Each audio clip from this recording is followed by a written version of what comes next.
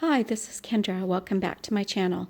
Today is day 5 of our 5 days of Easter crafting, and we're making table place cards.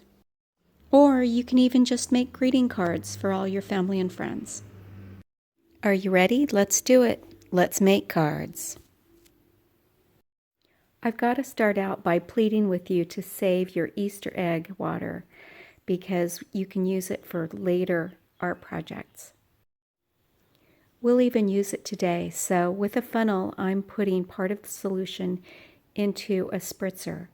And we're going to spritz a couple of pieces of watercolor paper to give it some texture. Because food coloring is a vegetable dye, it's probably going to fade very quickly and easily in the sunshine or just being out anywhere. So, but it's fine for these table place cards that we're doing today, and you can also use it to build texture on your watercolors. You know, spritz your watercolor paper, let it dry, and then come back over the top of it with actual watercolor, and you should be fine. So here we are, we're spritzing a little piece of watercolor paper right now.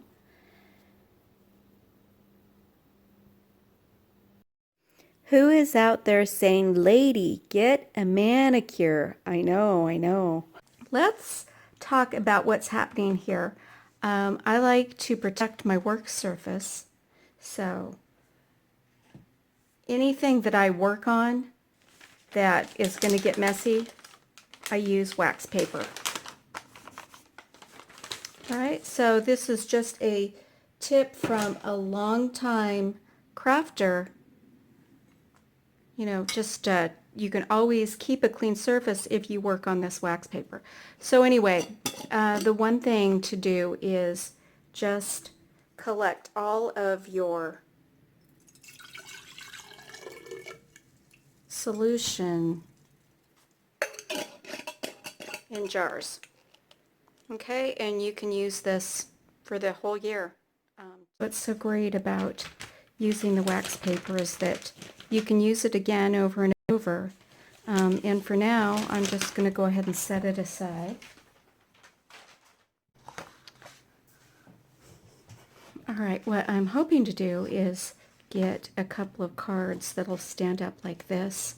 So go to your scrapbooking paper and pull something that you love that seems Easterish, and then trim it down to size. And I think I'll just follow along with this.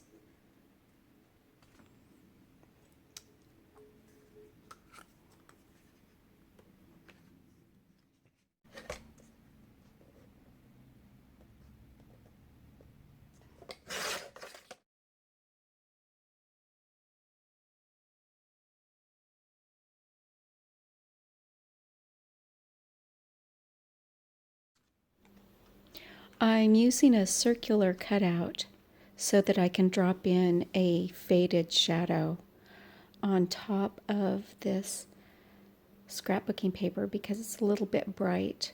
So I just want to dull it a little bit around the edges of where I'm going to place the circle cutout.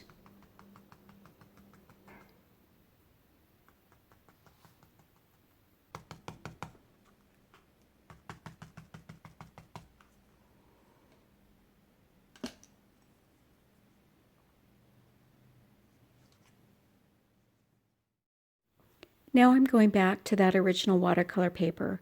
I want to get a couple of circular cuts from the watercolor paper that I had spritzed with the pink solution. So I made my own stencil just out of cardstock. I drew it and then cut it out with an X-Acto. All right, so let's go ahead and stencil on.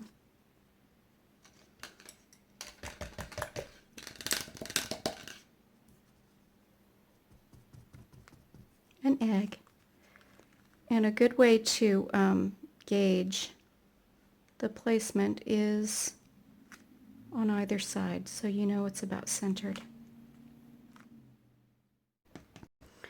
want to use white because we're going to decorate it.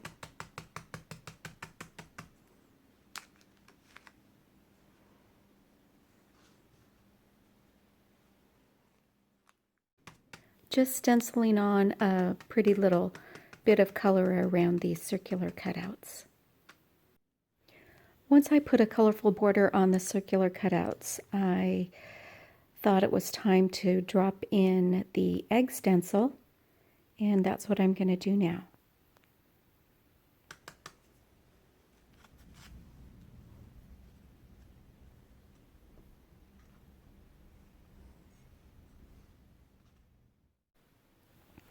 Now I decided to drop in a little bit of white because I love white. It makes all colors pop.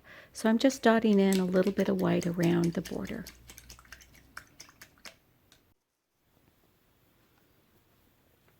I'm attaching the circular cutouts with a little bit of tacky glue, thinned out with a little bit of water.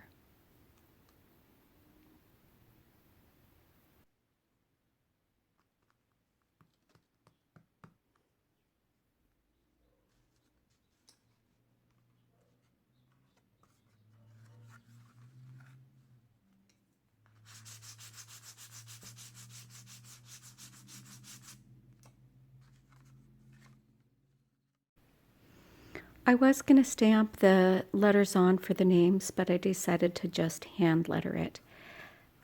And because these are Harlequin diamond shapes, I'm using them to showcase the letters.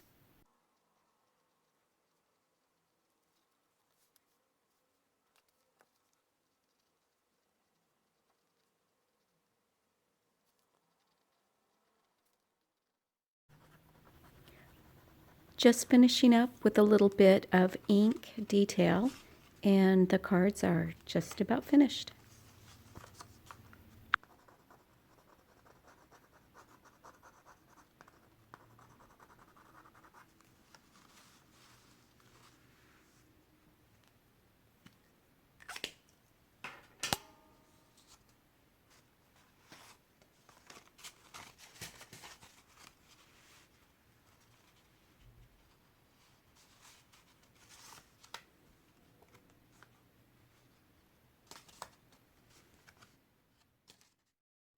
Done! Another Easter project finished.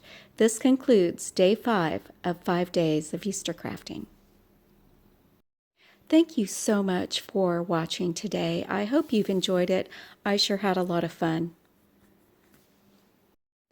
All right, here are a couple of the other Easter projects that I did.